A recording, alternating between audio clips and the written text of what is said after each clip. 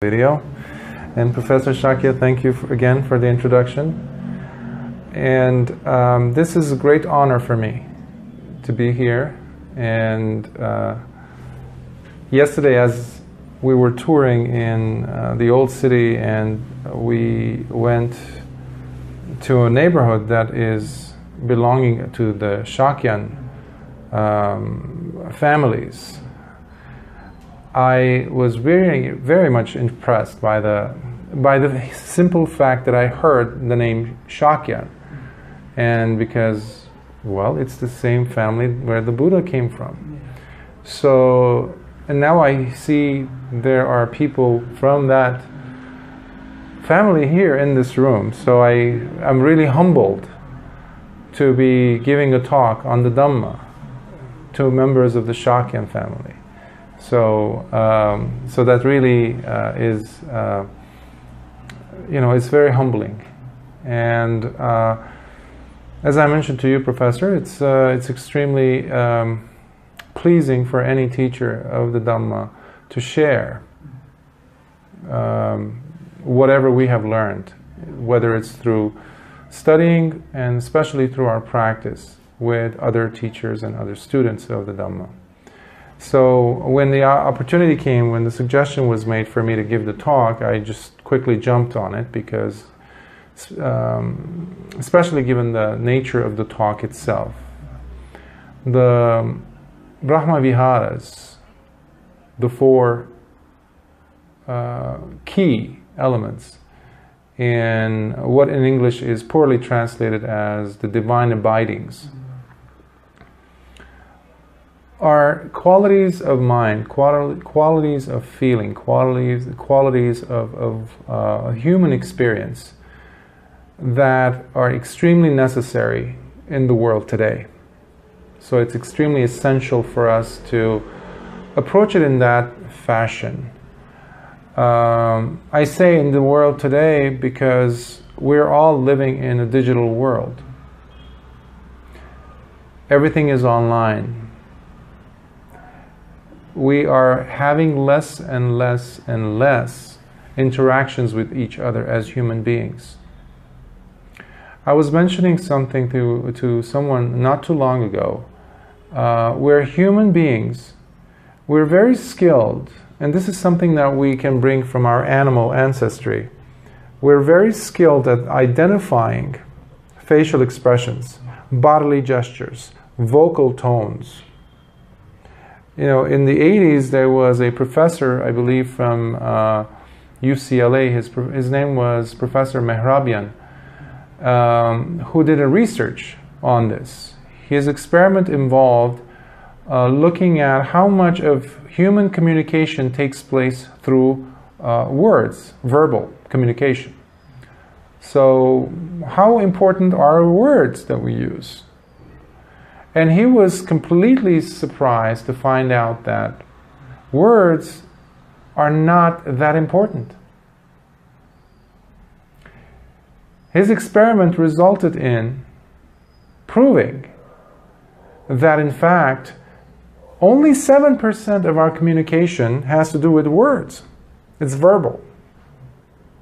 Real communication takes place non-verbally.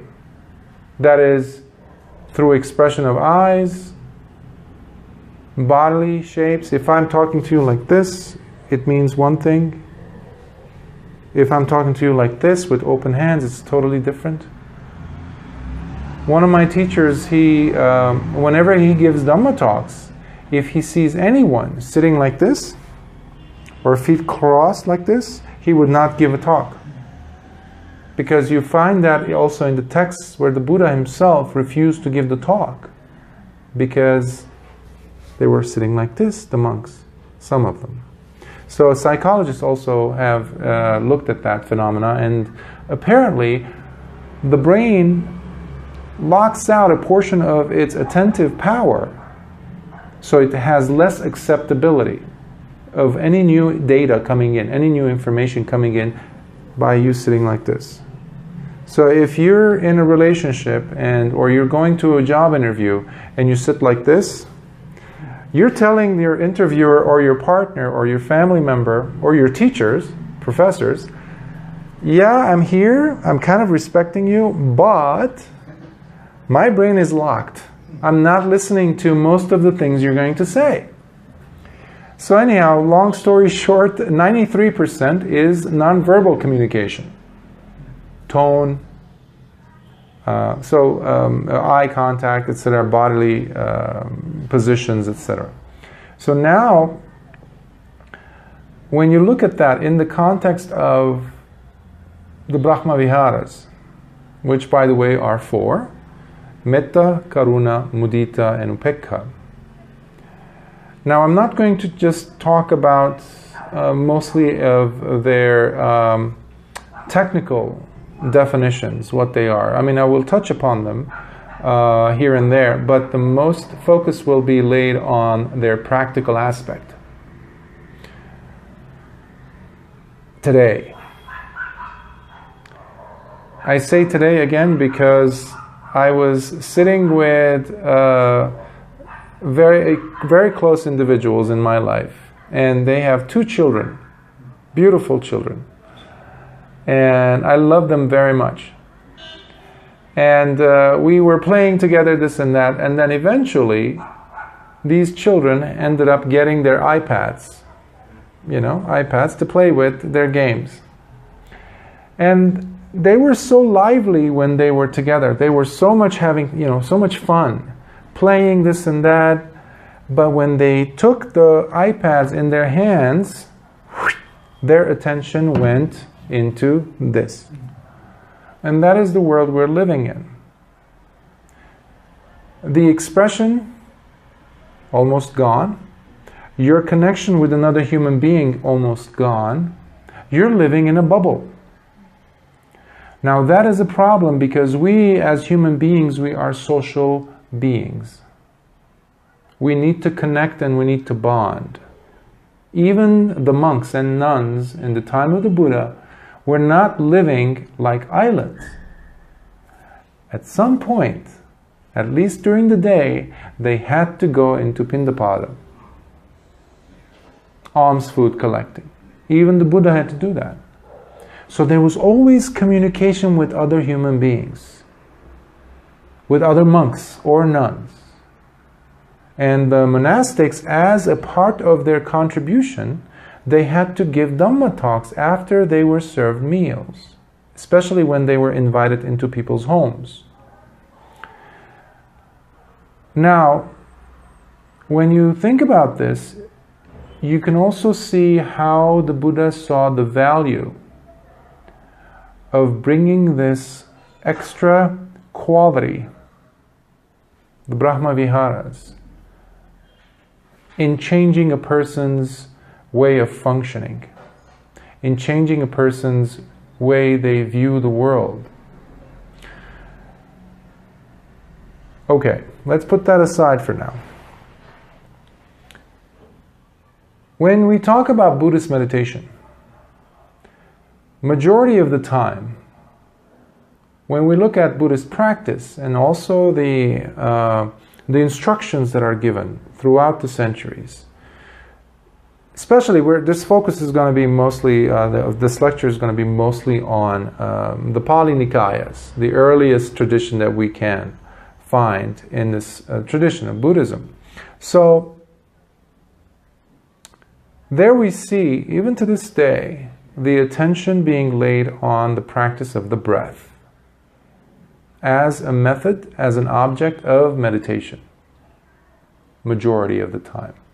Now, given the fact that the Buddha officially within this tradition talked about 40 kamatanas, so 40 objects of meditation, even though some people say, I'll give you water. Oh, thank you. Even though the Buddha is said to have given over 84,000 different types of meditation objects. So that's not a necessarily scientific number or whatever. It just gives you the idea that it was many different types of meditation objects. So today, most of the time that teachers give instruction to students, they're giving them breath meditation. And for that you have Anapanasati Sutta that you can go to. which is really, it stands out. I myself practiced it for over 20 years, breath meditation. Not just in Theravada practice, but also when I was in my journey in Mahayana practice. And specifically when I used to do Zen meditation, Japanese Zen meditation. However, 20 years after 20 years of doing this, I did one weekend, actually, let me rephrase that, one 10-day retreat in California with one of my teachers. And I just said to myself, you know, I have nothing to lose. Because part of me wanted to keep clinging. In Buddhism, we have a term called upadana, clinging. It's part of the 12 links of causation, paticca samuppada. In Sanskrit, it's pratitya samutpada. One of them is upadana. We can also have upadana towards our meditation object. So I said, wait.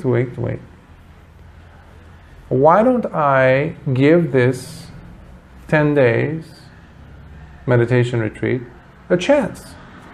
I will do whatever I can in this 10 days block and do whatever my teacher asks me to. I have nothing to lose. If it doesn't work, I'll go back to my breath meditation. Now, I was already practicing Buddhist. I was already studying Buddhism for many years before this. So, when I was reintroduced to the suttas, I saw how the Buddha had talked and explained about the breath meditation about 8 times in the whole Nikayas, thousands and thousands of pages, many suttas. But 8 times. But we still focus on the breath meditation as the technique that the Buddha talked about. Thank you very much. Now, I began to see that the Buddha had actually talked about the Brahmaviharas, especially metta, over 100 times. 8 times versus 100 times. And I was wanting to actually see how much of this is truthful. So I looked at the suttas, and you see how many people came in, and they didn't necessarily have the ability to sit down and analyze. They weren't scholars. Many of them were fishermen. Many of them were farmers. Or royalty, kings, queens, businessmen, all these people. So they were not, people who could have time to sit down and meditate and watch their breath, but they could bring their attention to how they were feeling and thinking towards how they were dealing with one another. So this takes us back to the first thing which we were talking about in relation to our human contact. Connection, connectability. Today, modern day psychologists, sociologists, social workers, therapists are all seeing the value of, connection between people. In therapeutic circles, we call this relational work. And I myself work with clients, patients, young kids sometimes, and their parents, that the connection is gone. It's disconnected. Partners, husband, wife, etc., they are not communicating together properly. They don't even look at each other. Now, the Buddha realized this 26 centuries earlier. Now, interestingly enough, when we are looking at origins of Brahmaviharas, we start to see, how did the word begin? Where did the word come from? Brahmaviharas. Why Brahmaviharas? Now, at the time of the Buddha, there was his contemporaries in Brahmanism. There was always an effort, which we also now find in Buddhist circles, unfortunately, where there's this emphasis of wanting to be reborn at a heavenly realm, in a heavenly realm. In one of my talks I've given in the past, I brought this subject up because when I was searching, pursuing, in the beginning stages of my Buddhist path, Nibbana, I wanted to experience Nibbana, I wanted to taste it. Is it real? Is it real? Is it real? So I used to go to different monks and nuns, different traditions, all the three traditions I went to. I had teachers from all three different traditions, in different lineages. But what I was unanimously getting was, ultimately, you can hope for being reborn in a Devaloka, even a heavenly realm. And you can do many, many good things now, so you can gain a lot of merits now for later life. But no one was telling me that Nibbana was possible now in this life, in this skin, while I'm alive, before I get cremated. No one was guaranteeing me that. And I said, why is that? There's a problem here. Because when I look back to the suttas and I'm hearing the words of the Buddha, he's saying to all these people, farmers, intellectuals, and all these people that were coming to him, yes, you can experience Nibbana now. So what's the difference? Why yes at the time of the Buddha, why not now? See, we are lucky enough to be born in a human being body, as humans, in a time where we can still hear the Dhamma. We can talk about the Dhamma. We can go and pay respect to the Dhamma. Okay? That means we are living at a time where Nibbana is possible. So this is a point that many teachers are still advocating, but not as much as they used to about 20 years ago, because now there's more of a revival going on. And that has to do with individuals like yourselves who are seeking an answer by looking at the suttas, trying to find some inspiration, some answer. Because it's the easiest thing to go and hope for another time, another life. I have no guarantees. Maybe I might be a monkey next life. Or maybe if I even come back as a human being, there might not be a Dhamma. Then it would be a really dark age. So even if I'm living in a heavenly realm and I don't have access to the Dhamma, that's hell. Really, because the time will come because of anicca, impermanence. You're going to fall back because of samsara. We're going to fall back from that state. Fall back into what? We don't know. So what you can and do and have control over is what you do right now. And that's where do we get to the word the Buddha introduced, cetana, intention, volition behind your actions. What type of actions you commit? Remember earlier we were talking about the diamond. If I give you my most precious something that I have, let's say a diamond, and I give it to you, and I don't want it back, but I have a desire for it, and I'm saying to myself inside, like, I wish I didn't, that eliminates the meritorious aspect of that act. That beautiful act on the outside is very ugly on the inside because the intention is bad.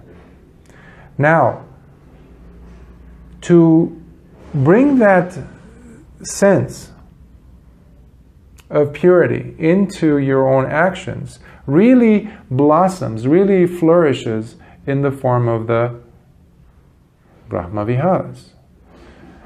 So we're going to talk about metta first. Metta usually is translated as loving kindness, loving friendliness. And is everything? Yeah. Oh. Oh, they want to come in, or? No, it's okay now. Okay. So when we talk about metta, first we go back to Subha. Subha was a man who came from Brahmanism. He was from a Brahman family. And he himself wanted to be reborn in a heavenly realm, because that was what was being advocated at the time, just like nowadays that I tried to describe earlier. So he had heard that the Buddha has the ability to go to different realms, to Brahmalokas, and he can also teach people to be reborn there. And he approached the Buddha in such a way, and he was very genuine in his interest. And the Buddha, seeing where the potential is, began explaining to this young man. And then we get this in Majjhima Nikaya Sutta, middle-length discourses, this story of this man. And the Buddha tried to explain to him. Article and this very, sort of, this is a totally a standardized academic presentation. Yes. But I was very impressed and very, I was my feeling just changed when I listened to his lecture last time, and he said that I'm also a Buddhist now. I have seen something very different in Buddhism that I couldn't see all my life in other religions, even my own religion, Christianity, he said. So these things of talk should actually take place over and over again.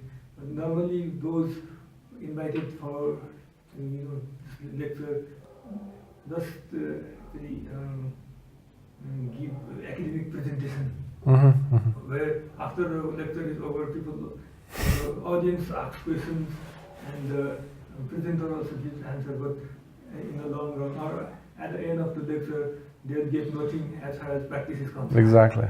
So they just their actually knowledge, actually they widen their knowledge. That's all. But as you said, Buddhism is a practice. It's a practical religion. Actually, there should not be ism in when we describe Buddhism. Well, anyhow, there is something we need to identify Buddhism from other religions. Yes. Or distinguish Buddhism from other. That's why we call Buddhism. Otherwise, this is the teaching of Lord Buddha, and we just have to satisfy ourselves with this definition. So, when we actually describe these four heavenly abodes, so to speak, or Brahmaviharas, and they are just actually arranged in a sequential way. First of all, there must be love, the universal love, so to speak. So that we do not discriminate actually the friends from the enemies and the stranger ones. And it is generally said that there are three kinds of sentient beings, and friends, enemies, and strangers. So we normally, as in Buddhism, I also have read this metaphor many times, metaphor or so, this example many times. Whenever love is illustrated, then illustration of mother actually showing her love to her only child is the most typical metaphor given to show the quality of love. But because is this sequential, first actually it is, I also read somewhere, first of all we need equanimity. We first should actually have that kind of feeling Right now we are very uptight, and we only love those who have done something very good to us in the past, but those who actually insulted us in front of everybody, we just regard them as our deadliest enemy. So we normally do not have that capacity, to show our love to that enemy, because he or she has done very terrible thing, in our life. But is this the sequential or we can practice it randomly? Oh, that's a very good question, because as far as the sequence of upekkha coming first, but in order for me to answer that, I need to backtrack a little bit, because in the form of the three types of individuals that you mentioned, the person who's very friendly to us, the person who is an enemy, and a person who's a total stranger.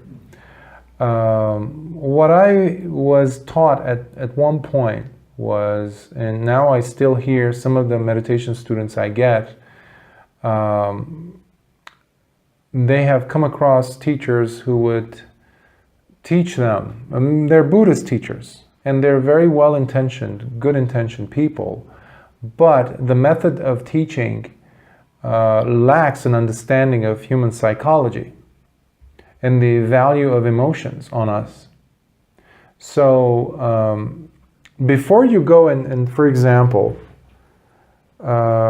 radiate love to someone else. Radiate, I mean like to send love, loving thoughts, feelings towards someone who's an enemy.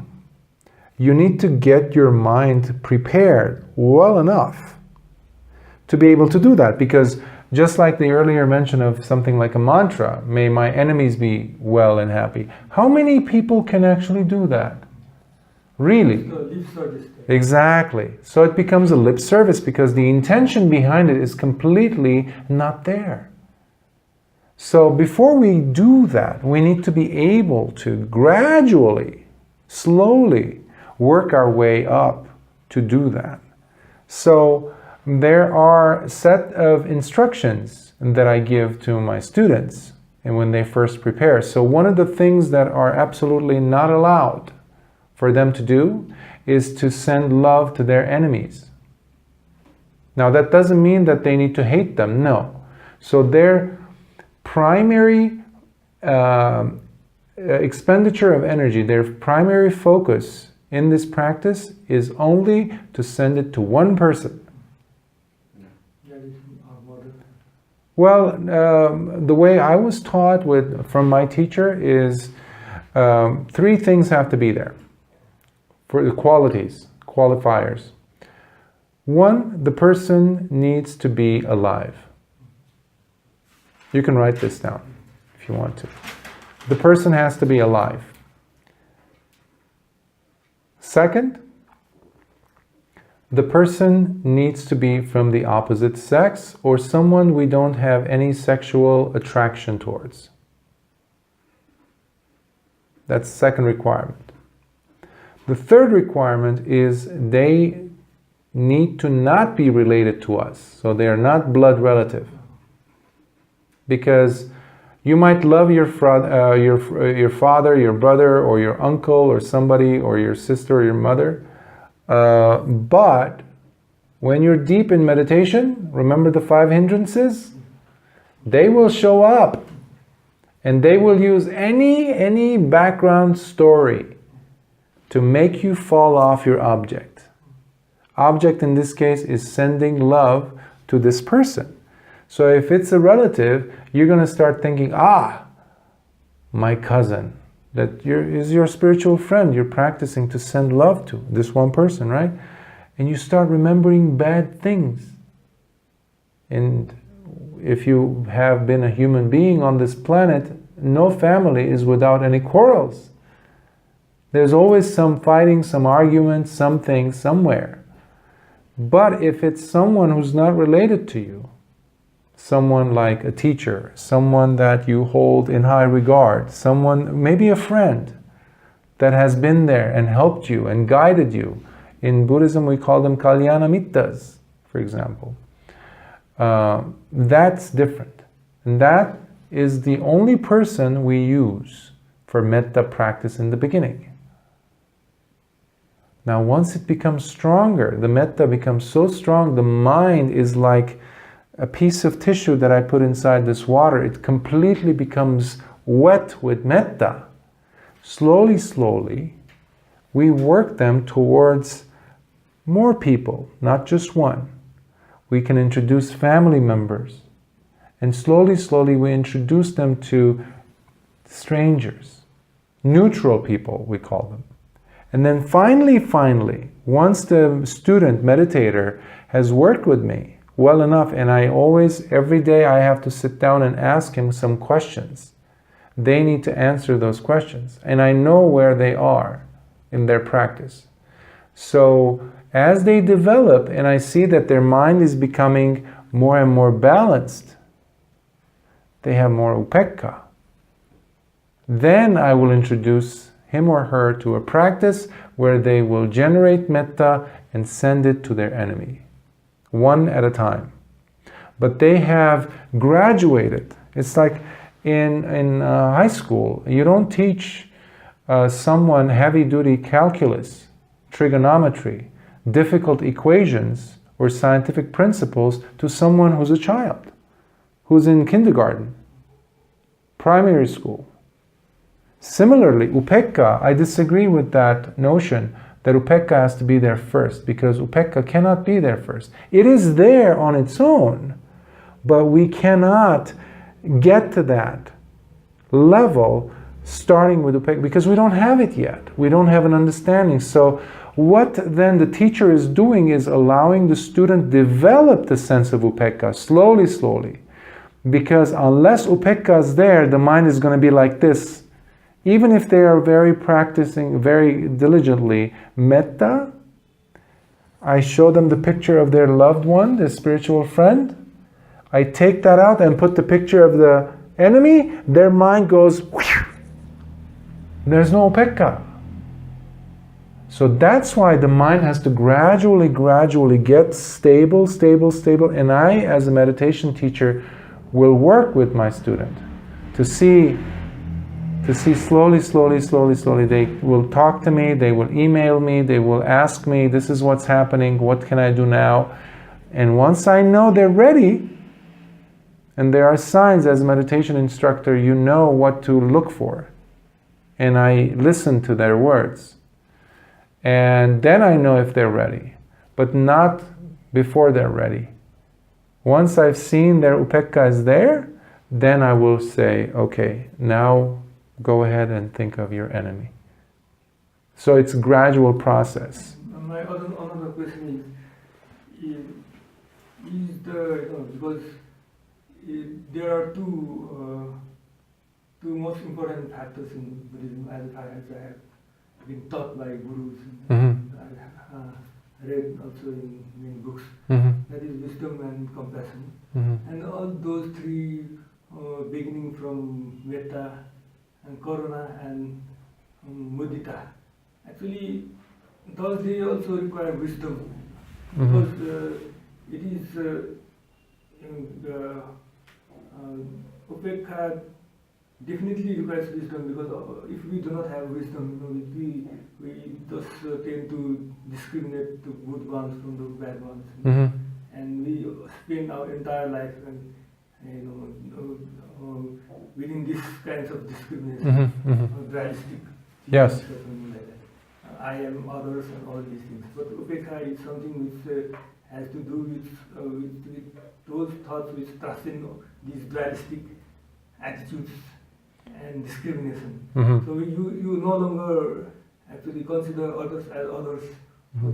They do not have any kind of such kinds of dualistic notions. Yes. They are also, I am equal to others. And even the strangers, there is no such kind of strangers and everything.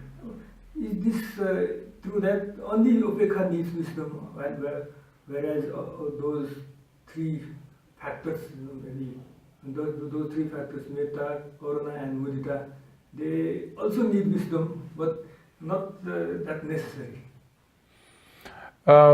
Actually, wisdom is there in all four. The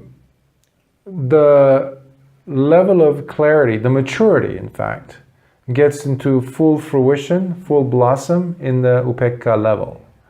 However, wisdom has to be there. And by the way, when we look at the second of the bojjhangas, that is wisdom. Remember from your studies in Buddhism, you will see that the Dhamma stands on 3 legs, powerful legs. Sila, Samadhi, and Panya. Sila is the virtue, morality, discipline, precepts, the 5 precepts, or 8 or 10. The second one is Samadhi, which is mental cultivation, bhavana, which is what we were discussing today mostly. And you have the third one, which is Panya. Now, in this day and age, you have many, many people around the world, in fact, talking about mindfulness. Mindfulness this. In therapy, as a therapist, I've come across a lot of people who claim to know mindfulness, or teach it now even. And what they do is basically they have stripped mindfulness away from its Buddhist roots. So now they only are looking at one of them, which is the samadhi. They have no consideration of sila. There is no mention of wisdom. Sati, or mindfulness, is there as one out of the 7. Mindfulness does not work without wisdom. One of my teachers, he always says, awareness or mindfulness is not enough. See, an example is that I give to people is, if you, me, and a cat are standing at the corner of a street and a truck or a car passes by, you, me, and the cat will be aware of the truck. You, me, and the cat will be mindful of the truck. We will not cross the street or something, or we are aware of it. But that doesn't mean that the cat has wisdom. Simply becoming aware is not everything. Now, the second of the bojjhangas is Dhammavichaya, which is everything having to do with wisdom. Remember what I asked you to do? Every once in a while, ask your mind, what is the mind doing? That is inviting panya. That is inviting an investigative quality of mind. See, metta is not blind. Karuna is not blind. Mudita is not blind. And definitely upekkha is not blind. Many people say, upekkha is like you don't care anymore. That's wrong. That's not what the Buddha talked about. Venerable Sariputta was not blind when he forgave the man. He definitely will be more careful next time. Cautious.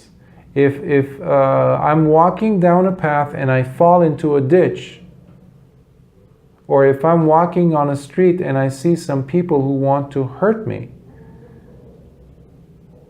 I'm going to use my wisdom. Instead of saying, well, I'm equanimous, I have upekkha, so it doesn't matter to me. That's crazy. That's not practical. That's not Buddhism. So wisdom has to be there. So by me choosing to not go down this path because there's a bunch of people who want to hurt me, you're also exercising compassion towards them, because they're going to hurt me and they're going to have bad karma now. And I'm also practicing compassion towards me because I don't want to be hurt. I still have this body and it feels pain. So, just like we agreed earlier on calling Buddhism an active, not a passive path, we also have to understand that Buddhism is not blind either. So when you see in Mahayana, and especially in Vajrayana, the path of wisdom and compassion working together, you see them more in the earlier stages within the early Nikayas, delineated clearly in step-by-step process, not lumped like you see it in Vajrayana, in the way I understand it, where wisdom and compassion work like this. So when you go to the Nikayas and you break it down, you see every single step. What leads to what? How? When? Why? Which all of these things mean you are using your wisdom. See, there's a sutta, which you probably have come across in your studies here. It's called the Kalama Sutta. Kalama Sutta is the, many times, many Westerners, many people who've come to Buddhism came because of the sutta.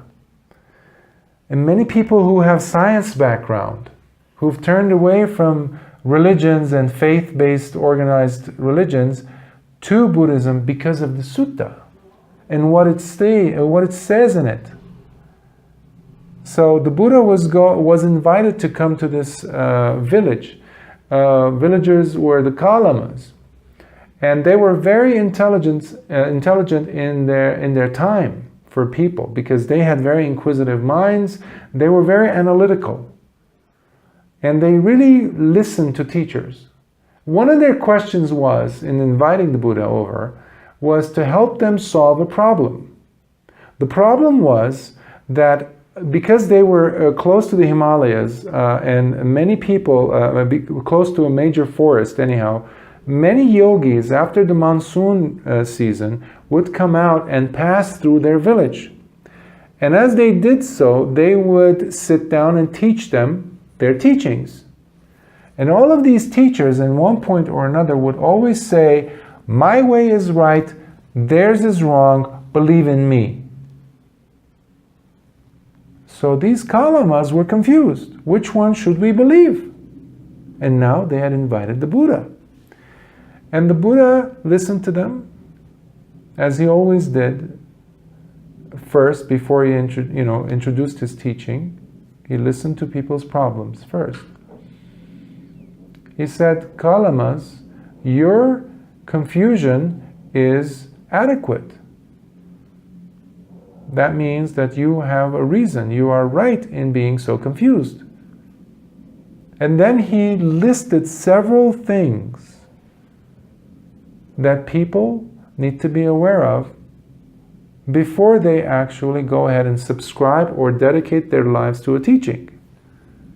He says, don't follow a teacher simply because they're charismatic, simply because of their title, because of who their lineage is that they're representing, how many disciples they have, etc. All these things he lists. None of these things he says that should be a reason why you accept their teachings. No faith, none of that. Now this was a perfect opportunity for any teacher in the Buddha's position there to say, yeah, you're right to be confused. They are wrong, I am right. He could have said that, but he didn't. And the Kalamas were smart enough to say, this is different. This teacher is different, and he's making sense. So one of the things is also, don't believe something simply because it's rationally making sense. Because Buddhism is not just about rationality. Some people mistakenly call Buddhism, it's the most rational. Yes, it is, but it's more than that. So when we're looking at teachings, we need to be also think about their applicability. So wisdom and compassion, or any of these principles, if they are not being in one way or another, truly absorbed and processed in the form of practice and understanding, it's really not going to take you far. It's going to be very intellectual and academic. You are absolutely right. But one of the things that the Buddha never engaged in was philosophical debating. He never cared for that. He would say what needs to be said. In some of the suttas you see this, simply to make a point and help the listener to break through some of the delusion. But quickly he would bring it to their personal lives, into practical application. Many times he turned away philosophers who want to just come and debate with him, saying, I'm not here to debate any philosophies. And he never put down other traditions in a sense directly. He would just point out what, common sense in a commonsensical way. So, and you have also the 10 questions which the Buddha always refused to answer. Things about, esoteric or, metaphysics, the Buddha didn't care about those things. Because if you are in pain right now, this path helps you to understand the pain, first noble truth, understand the cause of the pain, and understand that by removing the cause, you also bring about the ending of the pain. And then he showed you the way by giving you 8 different steps that you can use in order for you to really end the pain fully. The map. That's the Eightfold Path. There is no faith there. It's all about practice. And that's what makes Buddhism unique. There's nothing like it. Nothing like it. Because it has everything to do with your personal life. Personal life. And that's why Nibbana is so personal too. See, if I give you an apple, if I give you a mango, now it's not the mango season, but when the mangoes are, when I give you mango lassi, you're drinking mango lassi. It's delicious. And I've never tasted mango lassi. And you give me a cup. My friends who never tasted mango lassi, and I tasted it just now, I was like, wow. Yeah, I try to explain it to them. They never get. Until they actually taste it too.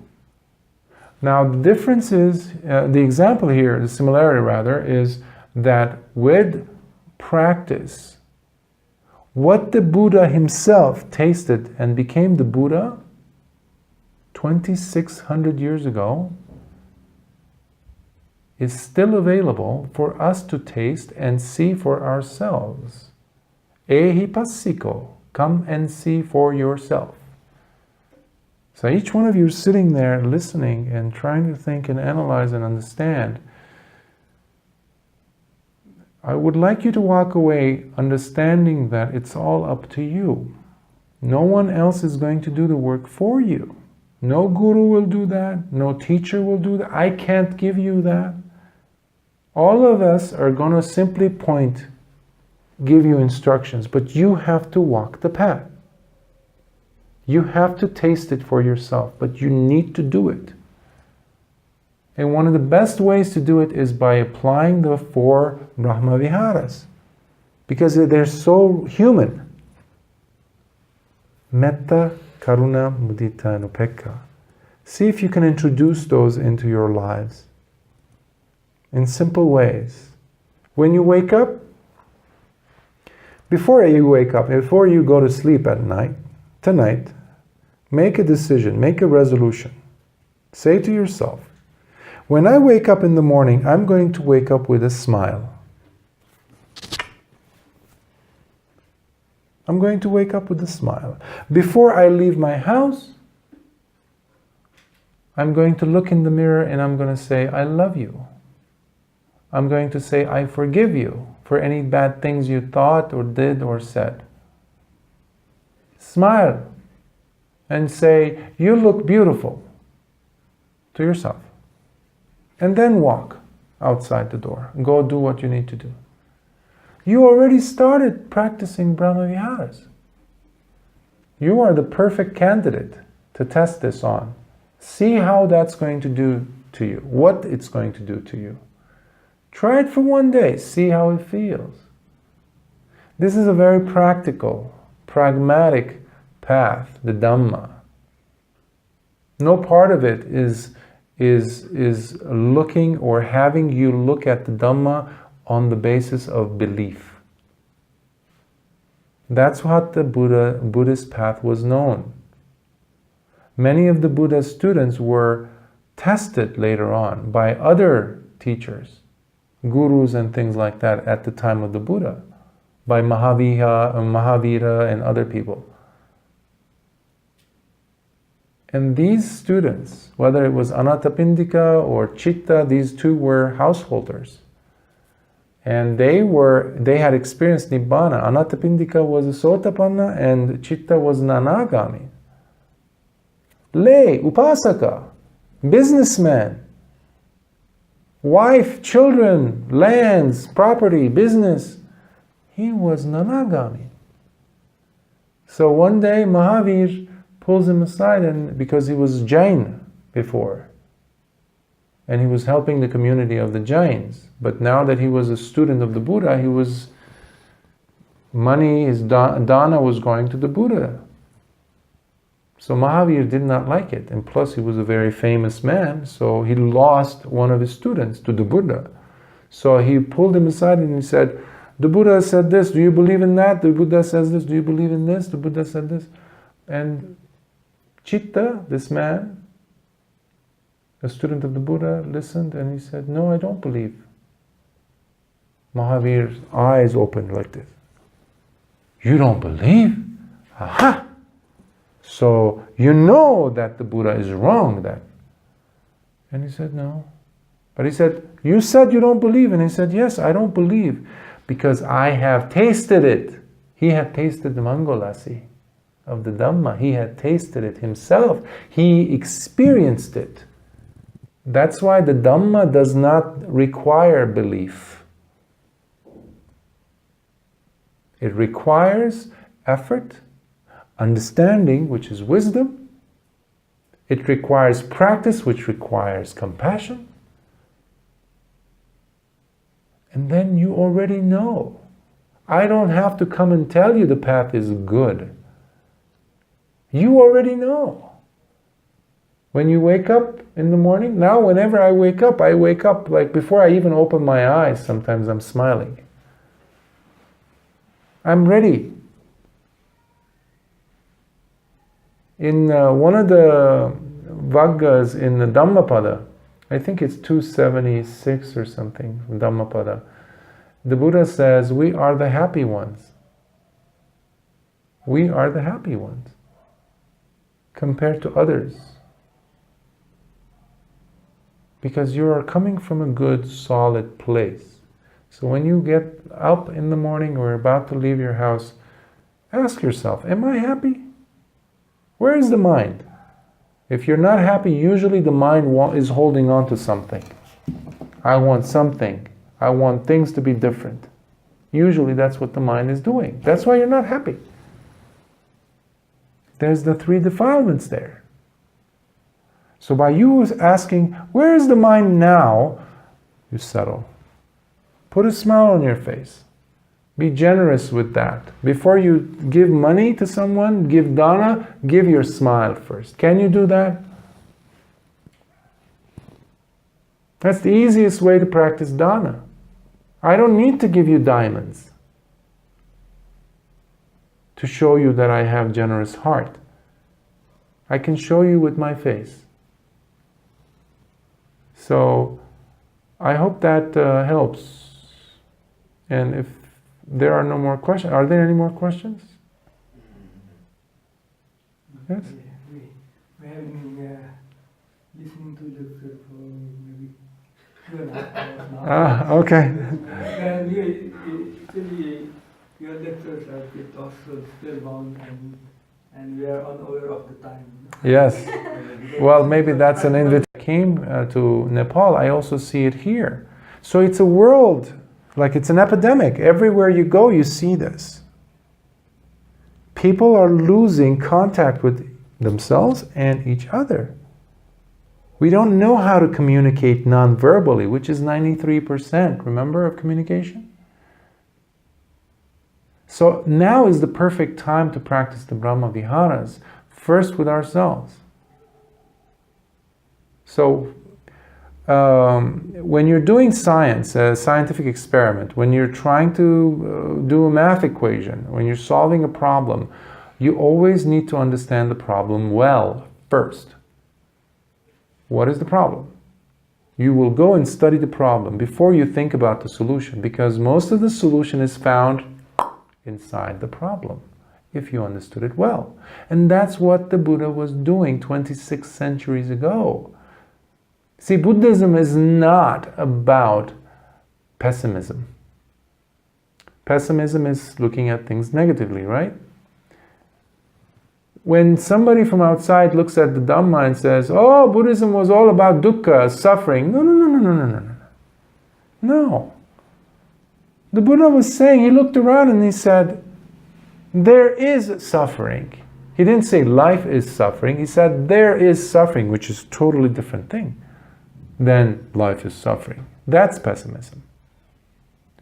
So when you're looking at these incongruities in life, these disconnecting points, and then we look at the Brahmaviharas, for example, we look at compassion. What is compassion? Anyone? Give me an example of compassion. It's big in Vajrayana. In Mayana also, of course. Actually, also in Theravada. That's where the other two come from. If you want to see a perfect example of compassion, is in the Buddha. He didn't have to teach the Dhamma. He attained what he always wanted to. But he saw what was happening around him and he wanted to share that. See, you cannot have karuna or compassion without love. Karuna is looking at someone, maybe in pain, and loving them enough, loving them so completely as you allow them to experience that. I mean, if there's something that you can do to change it, of course you will. However, it's not pity. It's not saying, oh, I'm so sorry that your friend died. It's not that.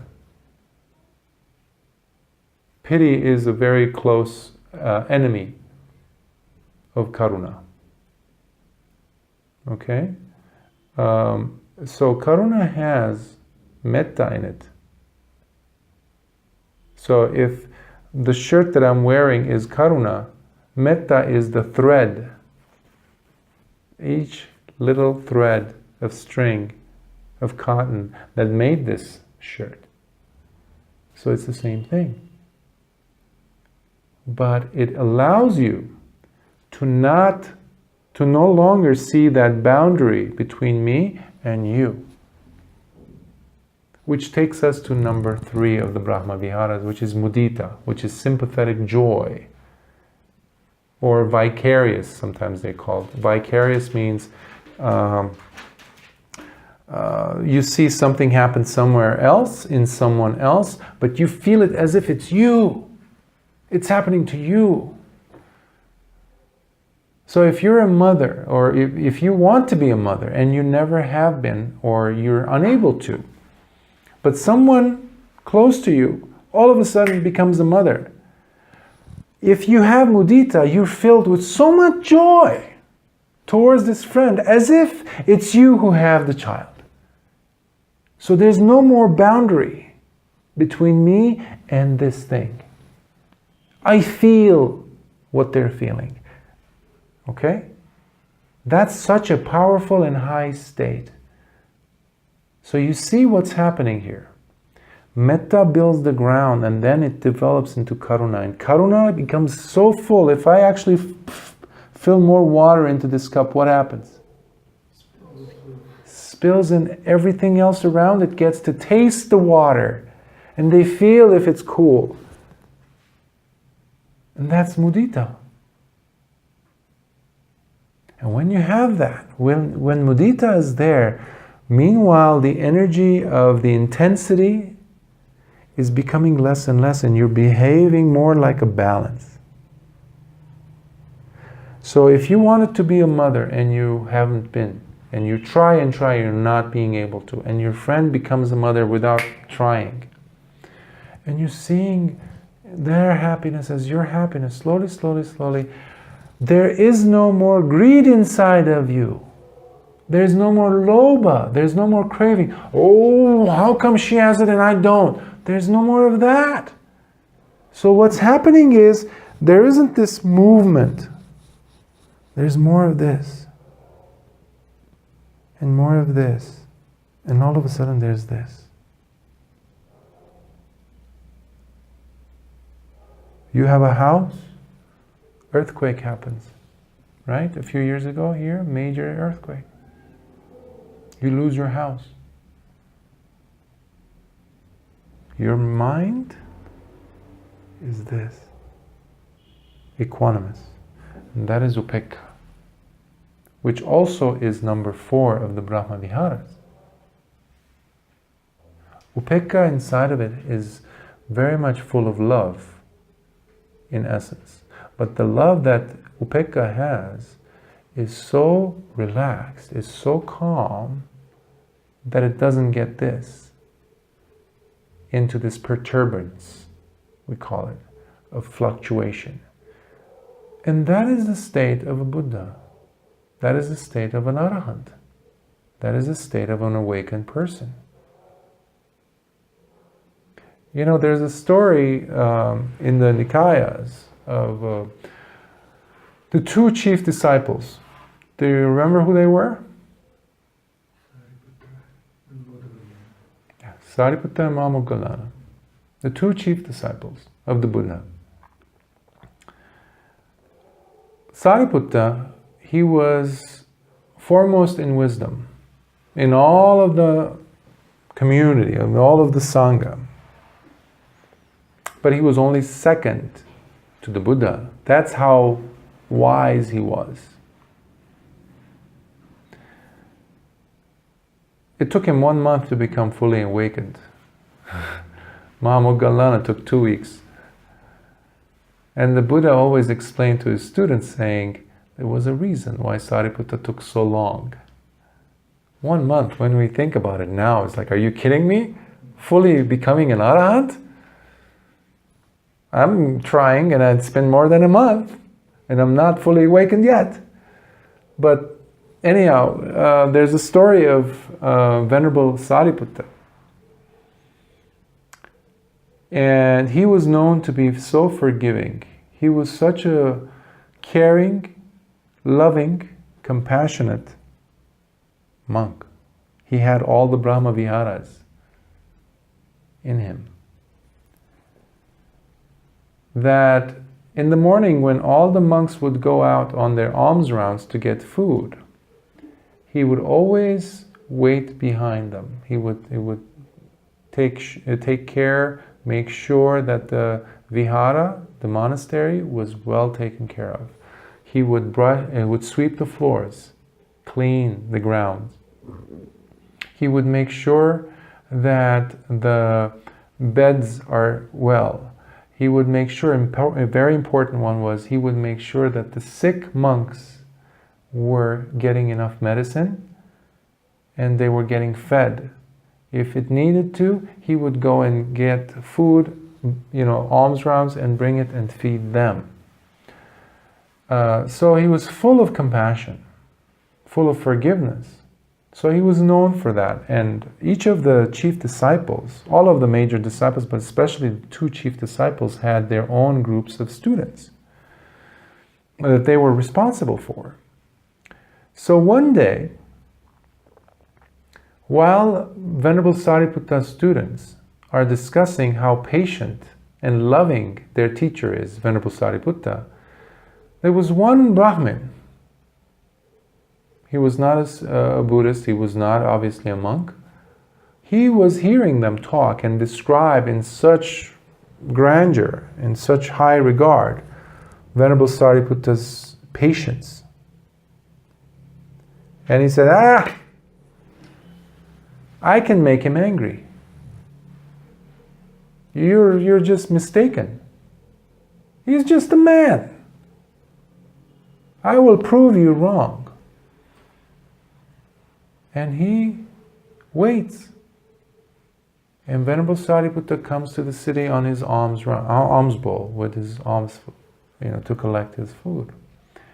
And this Brahmin, without Venerable Sariputta seeing anything, he comes and hits him on the back of his body. Full force. And Venerable Sariputta shakes a little bit, is startled, and then he just continues his walk with his face completely unchanged. Upekkha. Balanced. No grudges, no hatred, no like, who did that to me? None of that. Meanwhile, his students, their jaws dropped. They're like, what did this fool do to our teacher? So they were going to get this person. This man saw what he did, and he just falls on his knees because he saw what they were saying about Venerable Sariputta. Because he saw how he's patient. And he couldn't hold it anymore. He started crying. He started crying because this was a holy man. This was truly someone different. And he goes in front of Venerable Sariputta, bows down in tears and says, Venerable, I am so terribly sorry for hitting you. I'm so sorry, please forgive me. And he says, you're forgiven. Like that. And then he says, because he's a wealthy Brahmin, he says, please, Venerable, I invite you to come to my home for your lunch. Would you please accept as my form of apology? And he says, yes. Because one of the things that the Buddha always told his monastics was always accept if there aren't any ulterior motives in the dana. Accept the people's generosity. And that's one of the reasons why they do the pindapada, the walking with the alms bowl to get food. It's not necessarily for their bodies or for them to get food, but also an opportunity for lay people to be generous. And by doing that, we can gain a lot of merit. So out of compassion, Venerable Sariputta said yes, because there's a hope that this person can wake up. So he goes and has lunch in this house. On the way out, Venerable Sariputta's students gather on this man and they want to beat him. These are monks. Monks want to beat this man. Why? Because he hit Venerable Sariputta. And then Venerable Sariputta turns around and says, what are you doing? And they stop and they say, Venerable, you're our teacher. This man insulted you, assaulted you, hit you. And he says, who did he hit? And they said, you. He said, if this man, this Brahmin hit me, I already forgave him. So what's the problem? Anyhow, it ends there, and the monks go to the monastery and they tell Lord Buddha as to what happened. And the Buddha smiles. And he says, Venerable Sariputta is like Mother Earth. Mother Earth accepts everything. We toss dead bodies. Yesterday I was at a cremation grounds and I saw what happens to the bodies.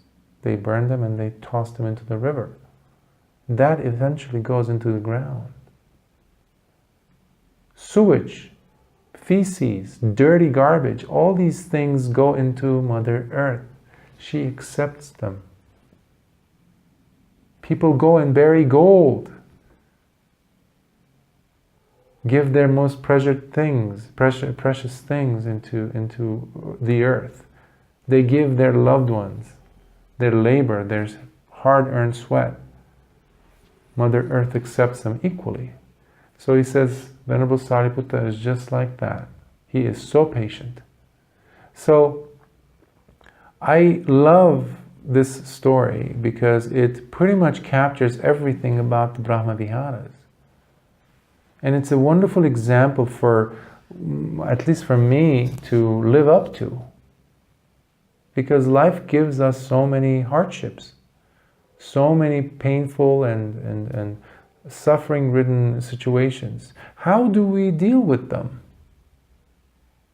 See, if I become a Sotapanna, Sakadagamin, Anagamin, or an Arahant, okay.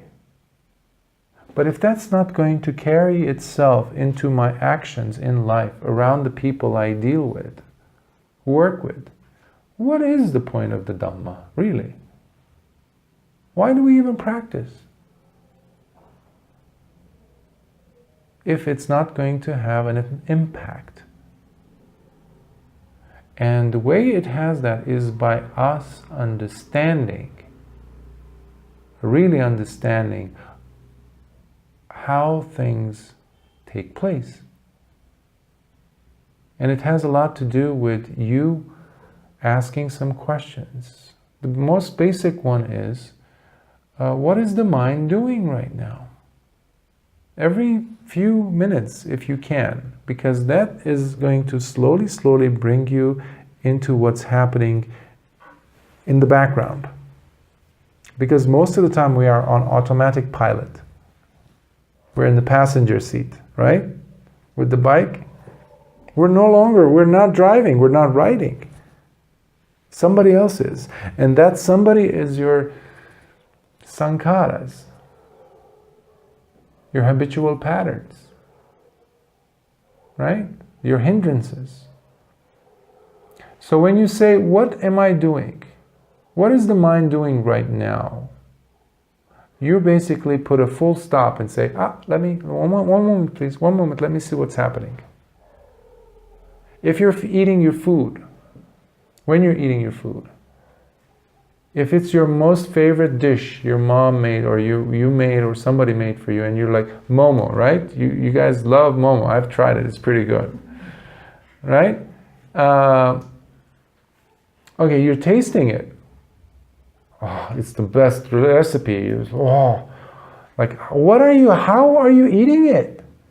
Ask yourself, what is the mind doing? Am I attached? There's 5 of them, and I ate 4, and there's 1 left.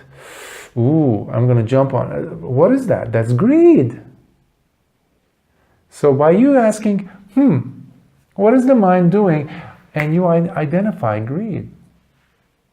And when it's finished, or your brother or sister or somebody comes and eats that, or your partner eats the other one, the last one is like, you get angry. What is that?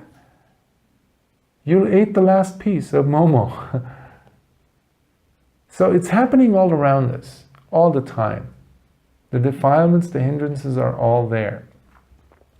So bringing your attitude of metta, karuna, mudita, upekkha, especially with metta, changes everything.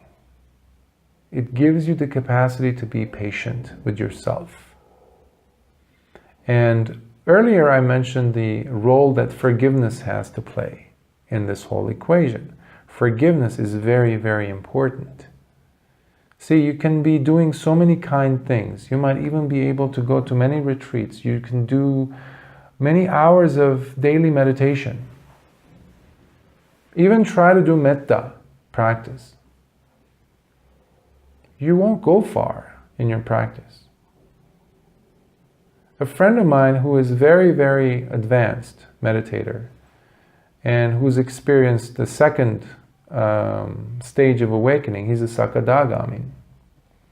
And by the way, you will, when you practice the Brahmaviharas, you will attain Nibbana. It's real. It does happen. At the moment. Yes. I know people who are Sotapannas. I know people who are Sakadagamis. In this life. I know their names. I know their phone numbers. That's how real they are. So it's not dead. It's not do good for later life in a Deva Loka. None of that. We don't need that. We have the Dhamma. We can sit down and practice and we can taste the fruits of the Dhamma. The Buddha gave 6 definitions, 6 adjectives describing adjectives, qualities of the Dhamma. Svakata Bhagavata Dhammo. One of them is akaliko, timeless. Opanayiko, leads onwards. Ehipassiko, come and see. Pachattam veditabbo vinyuhiti. It is to be realized by the wise. And this is a path for the wise. This is a wise path. Buddhism is not for everyone. See, I can't wear a necklace of the Buddha or a picture of some teacher and say, hey, you know, I'm a Buddhist. What does that mean? This is a practice-based path. When people ask me, is Buddhism a religion, a philosophy? It's definitely not a philosophy. It's a practice. If you want to call it religion, yeah, sure. It has some rites, some rituals, some basic tenets, this and that. It's very advanced, yes. But it's a practice. So whatever you've been hearing from me today is not going to enhance your level of curiosity to start practicing. Then it's just, might as well read books on math. You know? What is that really going to do to change your life? So it's all about personality change, because Venerable Sariputta was not like that before becoming Venerable Sariputta. The Buddha was not like that. He had to work through many, many mahakappas to get to a point of having completed his paramis, the 10 paramis. You know, in his old age, he was suffering from his back pain. The Buddha as an old man. And when some of his students asked him, why Bhante, why are you feeling so much pain? And he said, many, many, many mahakappas ago, I used to be a wrestler. I used to wrestle in matches and I would win. I was so strong, and every time I would win, I would break the back of my opponent. He would break their backs. He would kill them, basically. Many, many kappas later, even as a Buddha, he had to suffer that until his death. So, the reason why I mention that is, don't expect yourself to just get it right the first time, the second time. It's ongoing. As long as you have breath in your lungs, your mind is working, you can remember to ask questions like, what is the mind doing now? And be compassionate, loving towards yourself, accepting. While you're staying on the path, watch what the mind is doing. Does it have lobha? Does it have greed? Does it have hatred? Or is it in moha state or delusional, indifferent, ignorant? The very question, what is the mind doing, you basically pull it out of delusion. Remove it from delusion. And the mind goes, huh, what's going on? You become awake for a brief moment in time. Remember the Four Noble Truths? Dukkha, there's suffering. Second one is there's a cause of suffering. Third one is there's a cessation, a nirodha, cessation, ending of suffering. And then there's the magga, or marga, which is the path, eightfold path. So every time you ask yourself, what is the mind doing now? You're pulling it out of delusion, and guess which one you're practicing? Third Noble Truths. Do you recognize this mudra? Unfortunately, there aren't that many Buddhas and Bodhisattvas statues or pictures that have this mudra. They should make more. Because Buddhism is not about this. It's about this. And one of the easiest ways that you can actually practice this, when you ask, what is the mind doing? You practice, when the body is relaxed, when the mind is no longer in tension, when the meninges that I described is not so tightly holding the brain, when your body is relaxed, what happens to your face? You smile. Just smile. A little bit. And one of the very unique Buddhist statue qualities is that there's a very subtle smile on the Buddha's faces. Very, very gentle.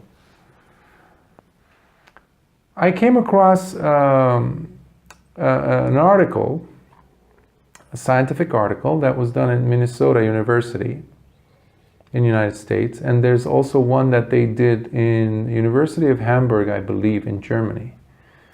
And the experiment involved the lips and the connection of the lips with the brain. Parts of the brain that get functioned in a certain way, releasing certain types of neurotransmitters or molecules, certain types of protein, depending on the motion of the corners of your lips. So they had two groups of university students. So one group they told them to just, stay normal. So that one of them was control group and the experimental group. So the other group, they actually gave them pencils, not markers, but pencils, and they had them put them in their mouths like this. So what that does is just raising the lips up and the cheeks up. So they had to hold them like that for a little while.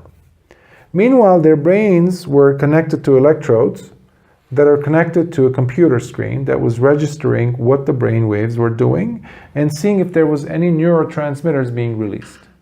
Neurotransmitters, there's serotonin, there's different ones, and which enhance the feeling of, in this case, feeling happy. I love chocolate, for example, and love is one example. When you feel love, certain neurotransmitters get activated. You feel good when you see the sunrise in a certain way. When you see your loved one after a long day's work, or so you get a good hug from someone. Those release certain chemicals that make you feel good. Now guess what? They noticed that the group of students who had the pencils in their mouths, with the lips going up, the corners, they had the same neurotransmitters. Their brain was saying basically, I don't know what's happening, but the lips are going up, so there must be something wonderful happening. But we're not seeing it, so let's go ahead and feel good. So the brain follows the body. By lifting the lips up, the brain starts to feel good. That's not the end of the science experiment. They did another one. They had groups of students now do the opposite. Walk around with a frown, like doing this. So the corner's going south, like this. And guess what that released? Cortisol. Cortisol is a type of hormone which is a stress hormone, which makes you depressed, which makes you want to eat and feel bad. All these things happen in the brain because of stress hormones. Because now the brain was looking at the lips going down and said, something bad is happening. So now it's time for us to not feel good. So let's release the stress hormones. This is scientific. So when you're sitting in meditation and you're frowning like this, look at that. Have you seen a Buddha like this? No. There is no calmness, there is no gladness. There is no metta there. There is no compassion there. There is no joy, piti. How many times have you been happy and you were like, never. Meditation is very practical indicator of the quality of your life. Practical. So when you are approaching it in that way, all of a sudden, Dhamma really becomes part of your life. Your life becomes Dhamma. So I'm going to stop now, and I'm going to see if there are any questions, because I know I've been talking for over an hour or so. Right, Professor? This is very enlightening talk. It's a practical one. So Yeah. Last time, maybe 2 weeks ago, we had one lecture from Ronald Davidson, you also know. Mm-hmm. And yeah, each lecture was totally academic. Mm. And because when we listen to academic lectures, we do not have a feel of this. Something like practicing or urge to practice Buddhism. Yes. But I'm very impressed with Ronald Davidson also. He also share his experience with Buddhism. Experience of how he also got transformed from his academic ways to handle Buddhism to this practice. Because he very frankly said that he's also Buddhist now, but when he came here maybe 10 or 15 years ago, when my father was still alive, he was totally academic. And when he started giving lectures, nobody virtually understood what he was saying.